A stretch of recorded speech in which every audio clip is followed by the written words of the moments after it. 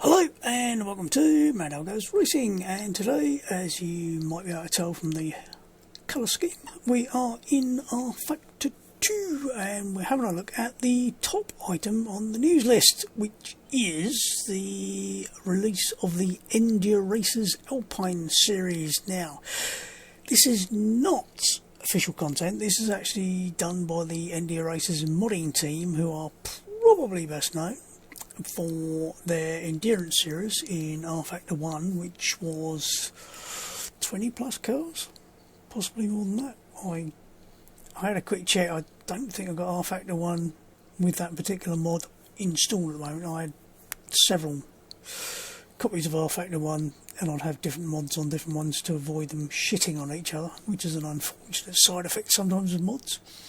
But I don't appear to have the EnduRacers Endurance series installed, so I couldn't go and have a look. They have also produced a slightly more limited version of the same sort of thing for rFactor 2, which has got various cars from like 2006ish to 2015ish, sort of GTE, GTC, GT2, right, combination of cars there, and LMP2 and one LMP3. The original endurance series was like P1, P2, GT1, GT2, covering like 2006 to 2010. So I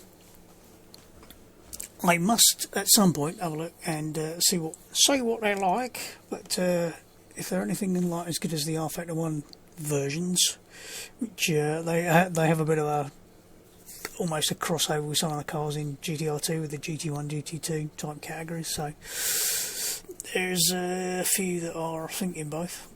But getting back to this, if I just pull this up, they'll see that what Studio 397 have said is that they're introducing these as a couple of cars to be run in their competition system. Well, I haven't actually tried their competition system yet. There's only so many hours in the day and only so many days in the week, and they seem to be tied up with doing lots of other things. But that's enough of my bondage fantasies. But yeah, I must have a look at their competition system at some point. You have to sign up for it. That's about all I know about it. You have to sign up and use your real name. Yes, I'm not really called Mad Al. So yeah, that's. I mean, they've got a bit of bump in here about the cars. Basically, there's two cars in the pack. They are a Alpine A110 Cup car and the Alpine A110 GT4. So what we're going to do is have a look at them. So they are literally a case of going to the old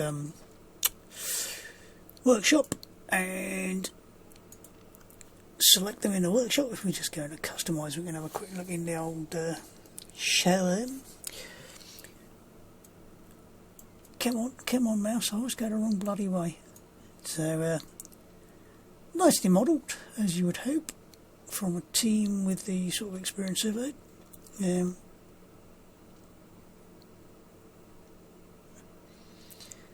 got all the old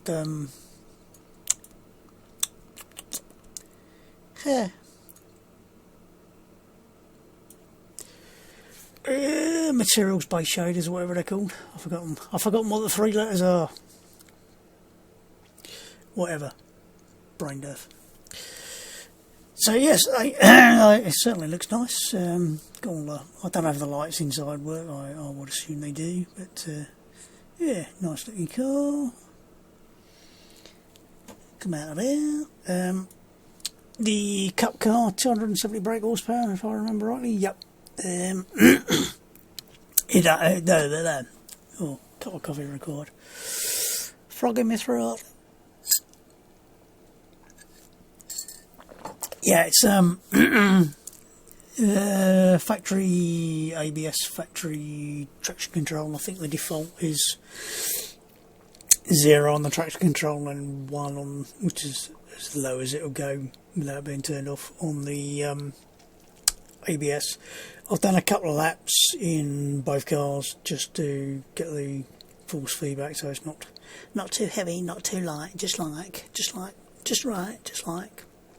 So go for the mummy bear version. So yeah, it's case of do a few laps, see what I think. I've put it on private practice for some bizarre reason, so as there's an AI in here, you just can't see them.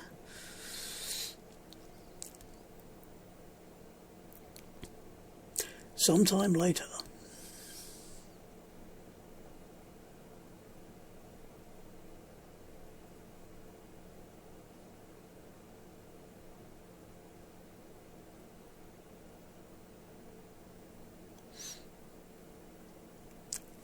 We're in.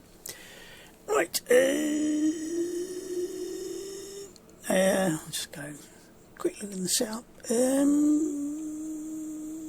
There's a lot. Right. There's a lot of things you can't change. Not surprisingly for a cup car. I think half the suspension was sort of things like the spring rates are all fixed, so you can't do a lot with a lot of it. Not surprisingly. But the electronics, I think they all go up to 11. 6? No, 5. That was 11, yeah, so I don't know why it says full as default when 1 was already as default with 2, but there you go. And that says low as default. I don't know. So it is slightly confusing that it says that should be the default when I've actually got it on the other end. I don't know. But they are default. I'm driving them at default. Right. I'll turn that off for a minute. Right. Should we have a laugh? I did adjust the seat. That's a really annoying noise.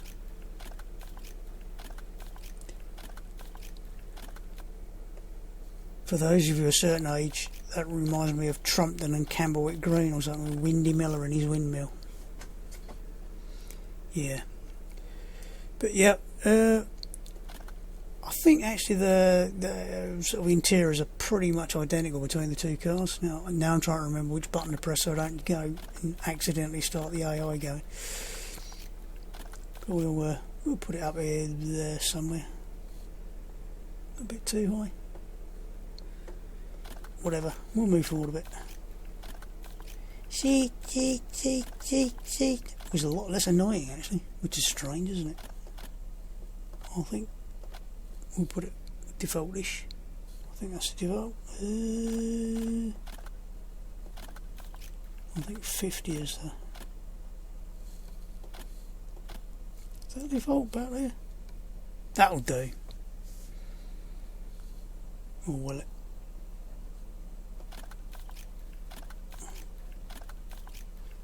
Yeah, bollocks, we'll move forward a bit. I like to be able to see where I'm going. Is it me or is these numbers getting different every bloody time you move? Whatever. Wrong way.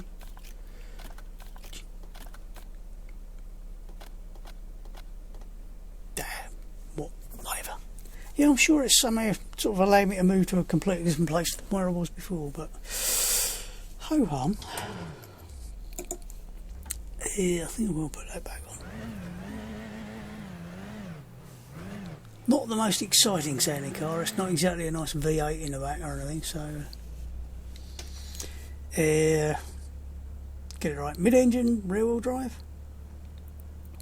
The Alpine 1.8 turbo, something like that. Quite a light little car.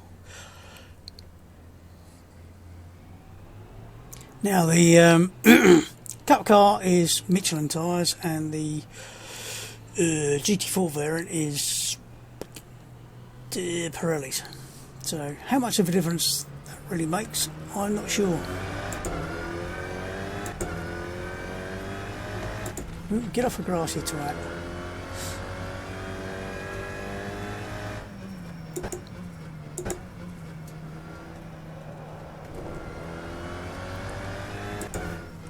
Like I said, I have toned the FFB down a bit. It wasn't on. Default was 100 and that was too damn heavy. Then I went a bit too light, and hopefully we got the right sort of range here.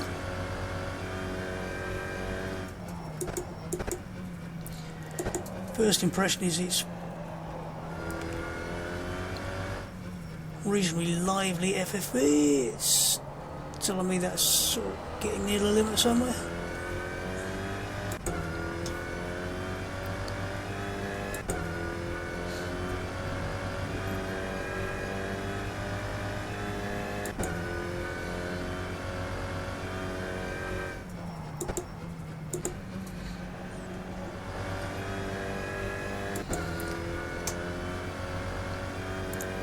I'm sure I should have gone down 2 gears there, but whatever.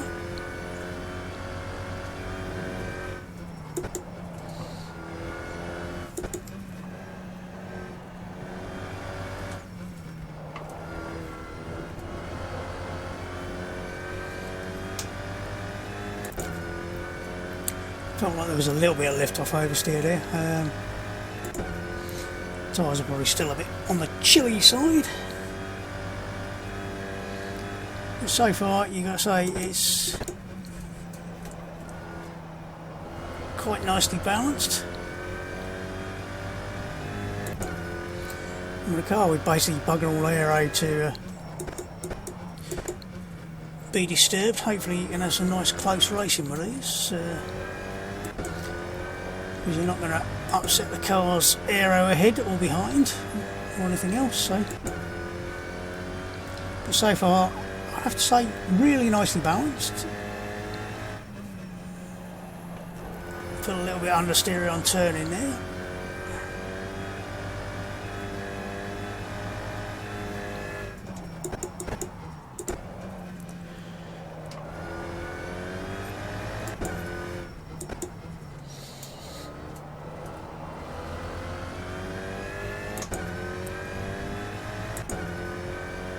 I just feel like there's a little bit of understeer. It's not super sharp feeling on the front end. It's a little bit compared with sort of something with a lot more downforce. It's going to feel like you can load it up a lot more in the FFB. It's not bad. It's actually loading up quite well actually. Probably with a bit more temperature in the tyres it'll feel a bit better, but it ain't bad.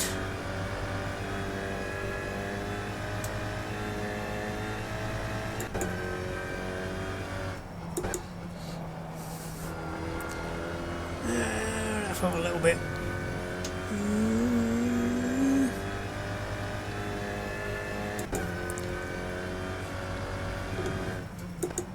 Of course, is a technical term for not a lot of load on the front end feeling there, so it's alright once you get to a certain point. It's just that initial turning just feels very, not so much vague as just like there's nothing there for a little bit, and then it sort of feels like it's going to load up a bit. So it's a bit strange. Whether that's just the way the car really feels, I don't know. It could be. It does feel a little bit better if you're trail braking a bit, as I was there. It sort of loaded the front end up a bit and felt like it gave it a bit more bite. It might be it's one of these cars you've got to use the electronics a bit more and actually drive it effectively on the electronics, relying on the sort of ABS and the traction control to, when you're braking, be able to load the front a lot more. It also depends on what the difference is between these tyres and the Mirillis. They might feel completely different. In fact, I'd almost guarantee they will feel completely different. Like I said, I only did a lap or two just to get a base feeling for what how heavy the FFB was, so I wasn't taking that much notice of a lot else other than, oh, that's a bit heavy, so I turned it down a bit.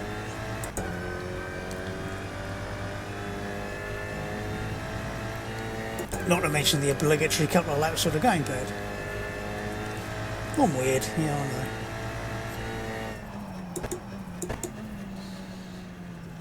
it does feel like it's actually wanting to rotate really nicely and gently on the brake as you're braking in, so it's like, it's not really lift off oversteer, it's just sort of gentle turning on the brakes, which is quite nice.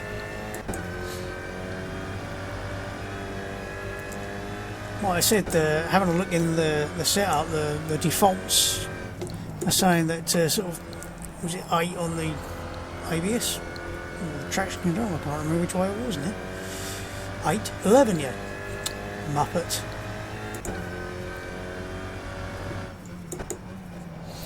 Yeah, it's definitely, it's one of those cars I think you're going to have to work out how to drive it. Rather than make it fit your driving, you're going to have to work out how to get the best out of it. Definitely feels a lot better when you're trailing it in and turning gently.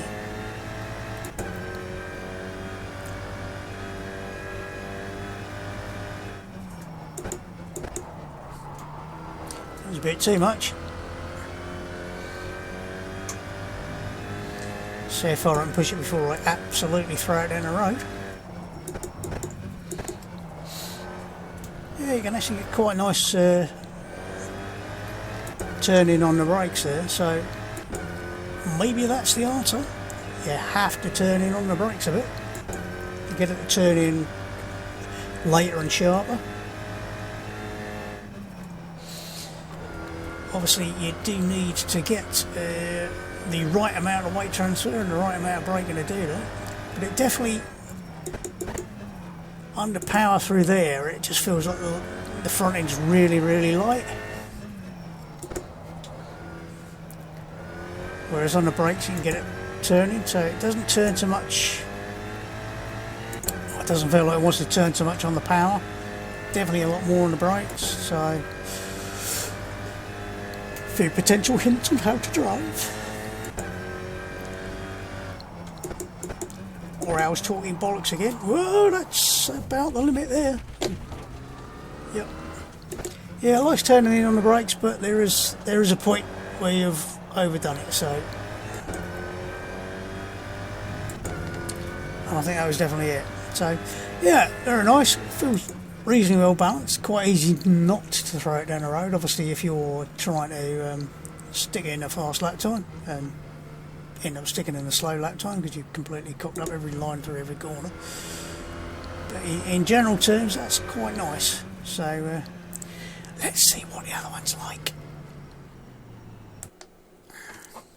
Wrong button, meant that one. So yeah, that, I'm guessing with the ABS on, you'll be a lot less likely to cause it to turn too much, because presumably that will stop it over rotating, or it might not. I'm not going to tell her everything. Sure, God, no. Right, that was the cup car. Let's have a look at the, not the cup car, the GT4. Right, what are we going to go for? They haven't got a number 4, I don't think. Disaster, no number 4. How can he not have a number 4? We'll go for that one then. Whatever. Right, customise and have a quick look. It should look much the same as the other one, only with some wing on it. Oh look, it looks much the same as the other one, but with some wing on it. And Pirelli on the tyres instead of Michelin. Differences, other than the wings, and presumably a few more adjustable bits, maybe some slightly different brakes. I would say the main difference is the fact it's got another 60 or more brake horsepower. This thing's somewhere, I think it's listed between 330 and 360 brake horsepower. Now, why it's got 2 numbers, I don't know. Whether that's a bop thing, so they can bop it between those 2 numbers, I would assume. But again, really nicely modelled. Everything looks like what you'd expect it to. Are they AP lockies or are they Brembos? Brembo brakes. Italian brakes. So yeah, another very nice looking car. And like I said, it's yeah, it's a 1.8 litre, 330 to 360.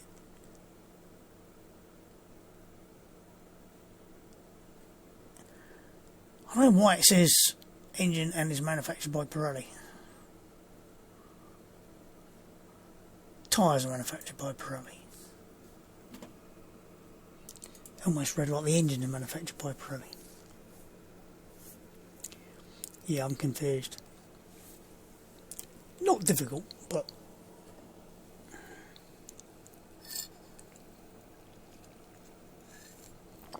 and I forgot to record the save the recording for the last session. So will it have saved it? No, probably not. Bugger.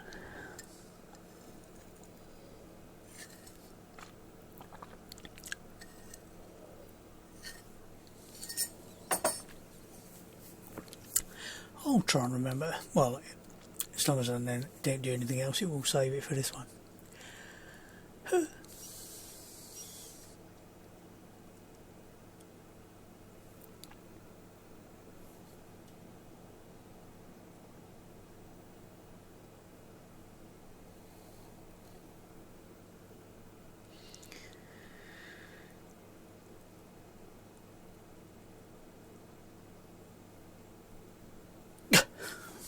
Right,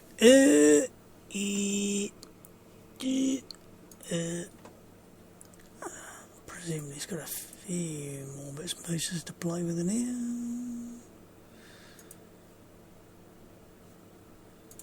Again, slick and wet.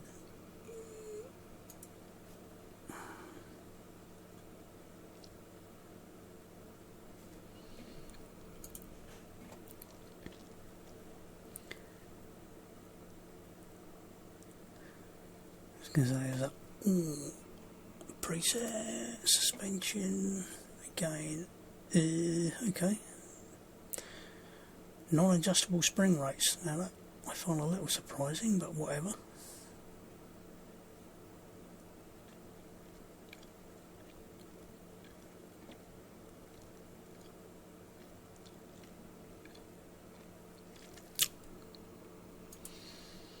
And you can adjust the rear downforce, but not the front. The electronics are exactly the same, and then a bit of adjustment on the preload, which is usually all you can adjust on a GT car. So let's drive it internally. I think it looks exactly the same. So.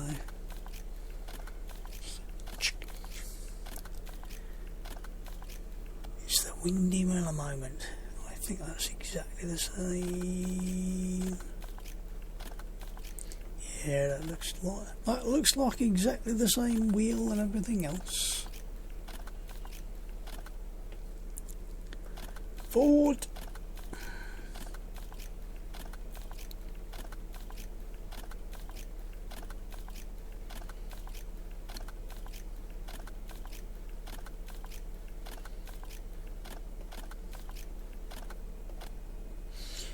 Close enough.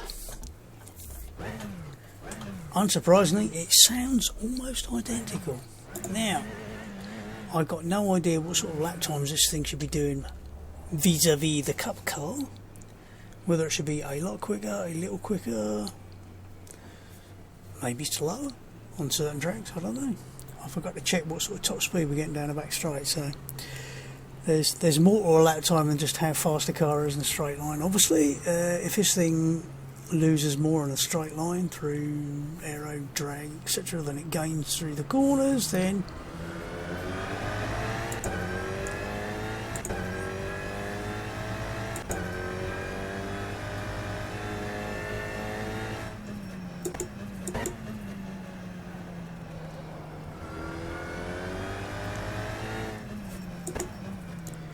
initial feel is unsurprisingly pretty damn similar. Having said that, the tyres could feel completely different. I don't know how they model them for the different manufacturers, or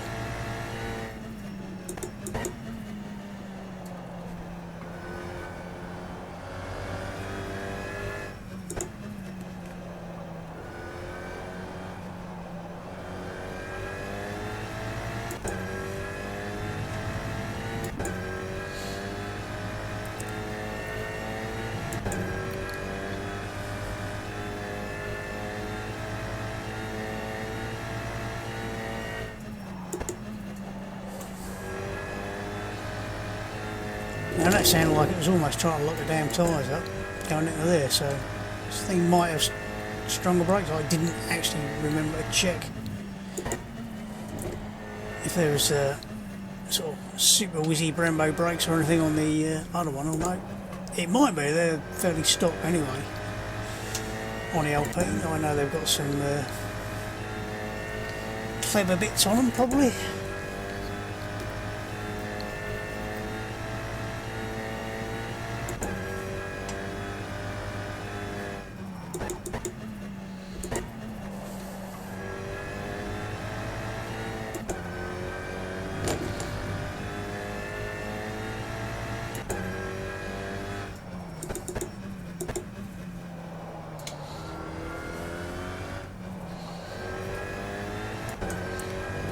Again, feeling like we've got a bit of turning on the brakes.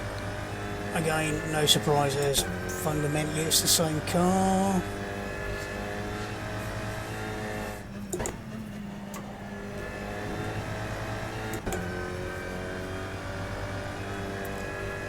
Again, it feels like there's a load of understeer as you're accelerating through that particular corner. Feels like the back end's trying to lock up a little bit.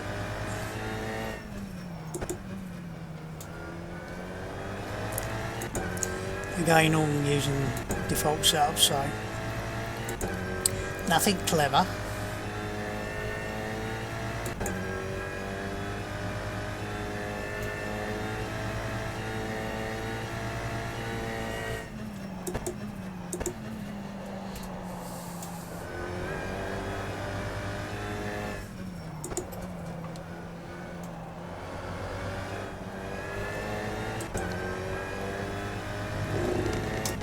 Feel a little pushy there.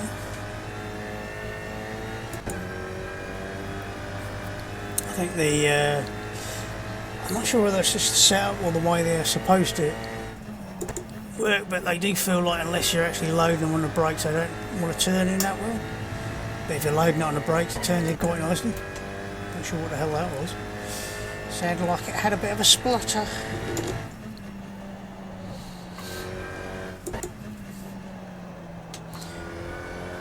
Feels like it wants to be dragged into the corners on the brakes all the time, which is fair enough. If that's how it has to be driven, that's how it has to be driven. Or you can obviously do something to the setup to change it to how you like it. Whether or not it will actually let you do that is a different matter. Obviously,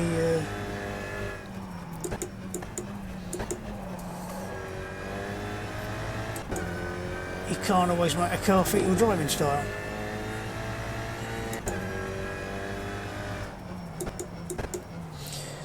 Or you get to the point of going, this thing's just a piece of shit, I don't like it. Which is the same thing usually.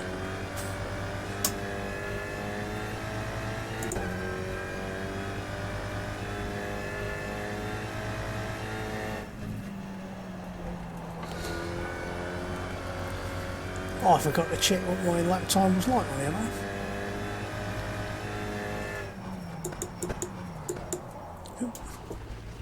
A bit light on the brake there.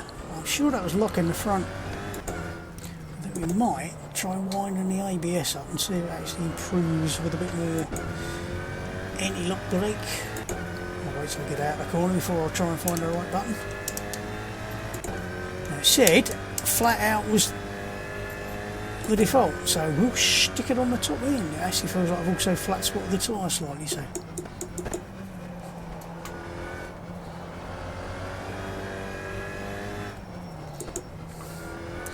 It certainly stops you dragging a damn thing around a corner with the back end coming out. Certainly don't think it necessarily felt better, it just felt safer.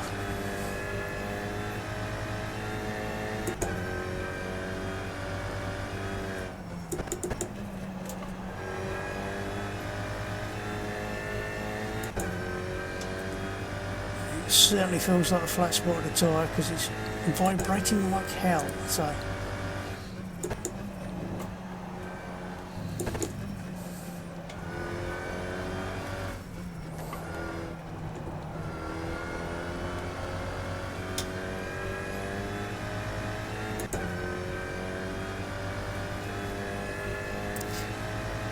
Right, well, apart from flat spot, it does seem to be actually getting through the corners quicker, purely from the fact that you're not ending up rotating quite so much. So maybe it is the way to do it is to. Oops.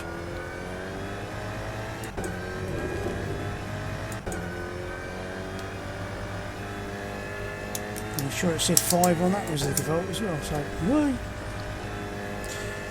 Stop looking at the grass. We'll put it on what it said was supposed to be the default, even though it wasn't the default, and see what happens.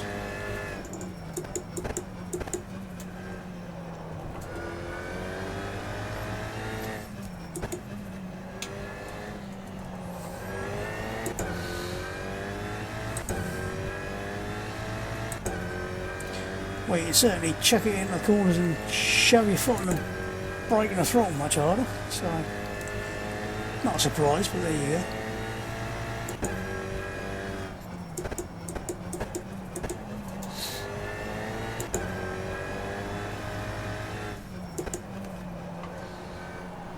I may have screwed that up rather a lot.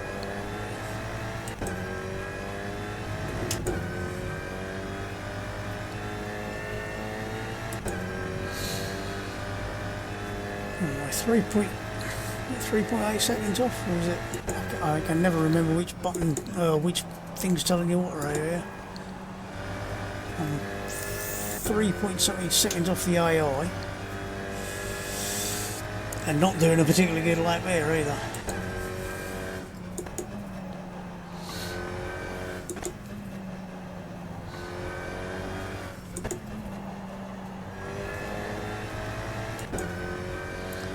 One thing's for sure, I don't know what the difference of the tyres is, but I definitely prefer the feel of the Michelins on the Cup car.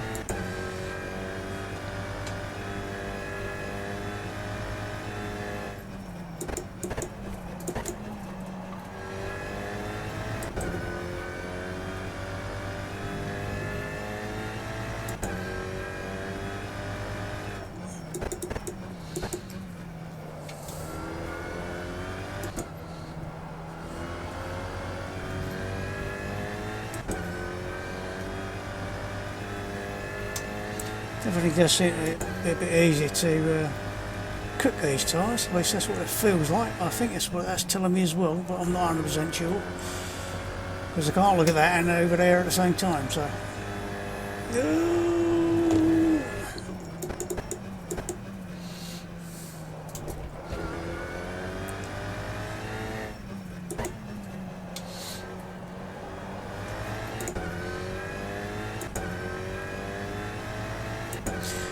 And it's certainly not the nicest sounding engine in the world. It's a bit...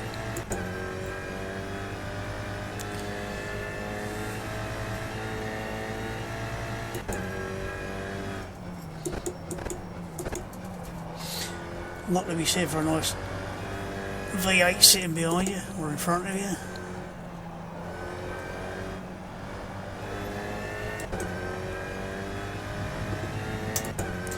Well, I think it's definitely quicker with the as it said, default settings for these, but probably not quite so engaging to drive, shall we say. And that's definitely getting a bit hot if it's turning yellow on the inside edge, which might mean it's got too much camber. Ooh, bloody curves.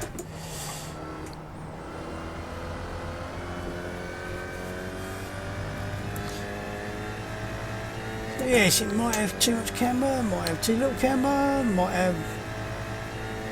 who knows? Tuning. Whew.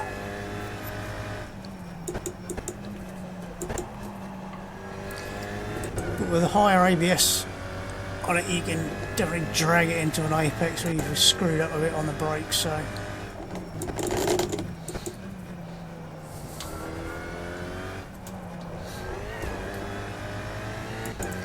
that sausage.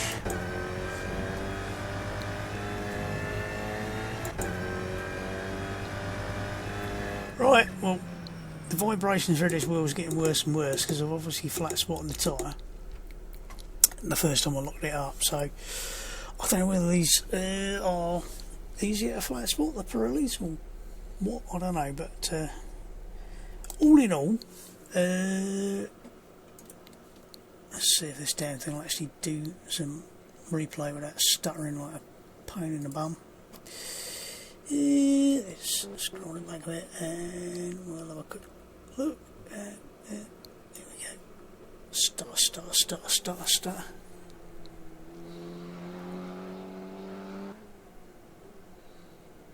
Actually sounds nicer from outside the car. With a bit of exhaust in it.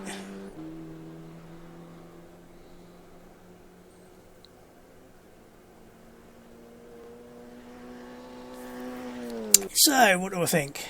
I think they're both quite nicely balanced cars, and of course, if you're going to drive against a bunch of people with similar standards of driving ability, they should work quite nicely. They're not the fastest things on the planet, they're not the slowest things on the planet, but they are reasonably easy to drive. Good fun. I'm sure with a bit of tweaking of the electronics and or various setup tweaks, you could get a bit more feel from the front end under acceleration, because it does feel like they're especially sort of coming through the quick left-hander after the start finish straight, assuming I've got the right start finish straight. Before we get into the little complex, it does feel like it's just wandering to the side of the track all the time, so it needs possibly something to get it to either give you a bit more feel or a bit more grip on the front end when there's no load on it. When it's loaded, it turns in really nicely. I think both of them do actually.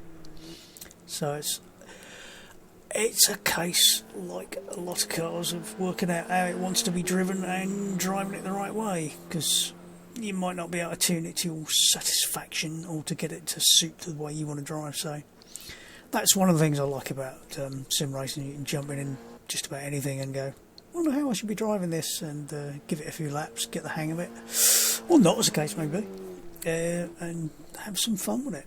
But yeah, nice fun little car to drive. And I think with that, 40 minutes of me bullshitting, waffling and generally talking drivel, I think that will do for this one. So until next time, have fun, stay safe, try and avoid getting anything nasty, and I'll see you soon. Goodbye.